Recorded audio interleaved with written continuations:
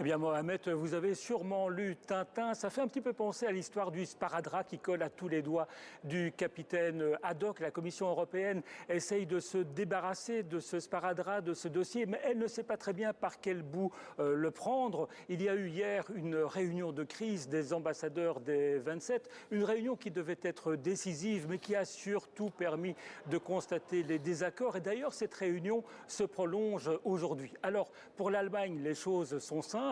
Il faut accueillir ces citoyens russes qui s'opposent à Vladimir Poutine et qui risquent d'être réprimés dans leur pays. La France a une position un petit peu similaire, mais d'autres pays comme la Finlande ou les pays baltes sont beaucoup plus réticents. Le ministre letton de l'Intérieur a d'ailleurs déclaré que ces Russes qui s'opposent maintenant à la guerre ne peuvent pas être considérés comme des objecteurs de conscience. Et d'ailleurs, de plus en plus de pays comme la Finlande ont décidé de fermer leurs frontières, du moins aux Russes qui veulent entrer avec un simple visa de touriste. Mais bien sûr, les pays européens sont tenus de recevoir ceux qui vont réclamer un statut de réfugié avec une belle question à la clé. Faut-il accorder ce statut à des citoyens russes qui ne sont pas des opposants mais qui ont simplement peur d'être mobilisés? De beaux débats en perspective.